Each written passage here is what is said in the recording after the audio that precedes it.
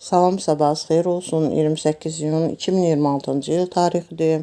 Yay fəslinin 8-ci günüdür. Məhərrəm ayının 13-cü günüdür. İyun ayının 28-ci günü, iyun ayının həm də son həftəsinin son 7-ci bazar günüdür.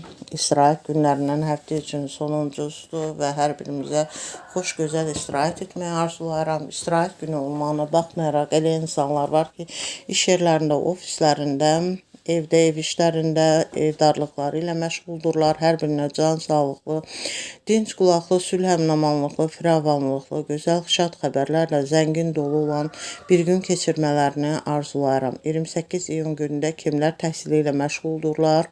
Məktəblilər, orta ixtisas, ali məktəb tələbələri, eləcə də digər təhsili ilə məşğul olan hər bir şəxsə can sağlığım, zihin açıqlığı, iş avadlığı, yol açıqlığı arzularım. Qarşılarına qoyduqları hədəflərə, məqsədlərə çataraq həm Azərbaycan Respublikası üçün, həm bütün dünya üçün faydalı, əhəmiyyətli kadrlar kimi yetişmələrini arzulayıram. 28 iyun günündə kimlərin rəhmətə gedəni var, Allahdan rəhmət diləyirəm. Qalanlarına can sağlığı, səbir diləyirəm.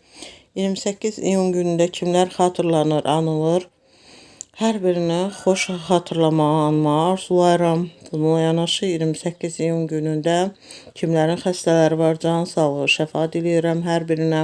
Bütün qazilərimizə can sağlığı, şəfa diləyirəm. Bütün şəhid ailələrini, qazi ailələrini, əskər ailələrini, Azərbaycan ordusunu salamlayıram. Can sağlıqlı, sülh əminamanlıqlı, firavanlıqlı, bol bərəkətli, ruzili, dinc qulaqlı, gözəl bir gün keçirmələrini arzulayıram. 28 iyun günündə kimlərin ad günü, şad günü, xoş günüdür. Hər birini bu münasibətlə təbrik edirəm. 28 iyun günündə də baş verən tarixi hadisələr vardır. 28 iyun günündə baş verən tarixi hadisələr bunlardır.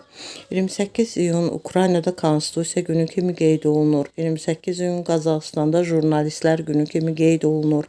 28 iyun 1461-ci ildə 4-cü Eduard İngiltərə kralı olduğu gündür.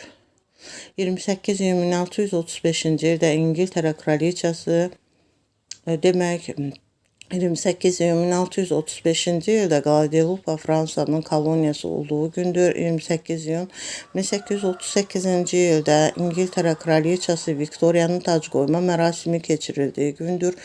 28 iyun 1881-ci ildə Avstriya və Serbiya arasında gizli anlaşma imzalandığı gündür. 28 iyun 1950-ci ildə Seul, Şimali Koreya tərəfindən ələ keçirildiyi gündür. 28 iyun 1995-ci ildə Azərbaycan Respublikası ilə Makedoniya arasında diplomatik əlaqələr qurulduğu gündür. 28 iyun 1997-ci ildə Mike Tyson oyun zamanı rəqibinin qulağını dişlədiyi üçün məğlubiyyət verildiyi gündür. Dinlədiyiniz üçün təşəkkür edirəm.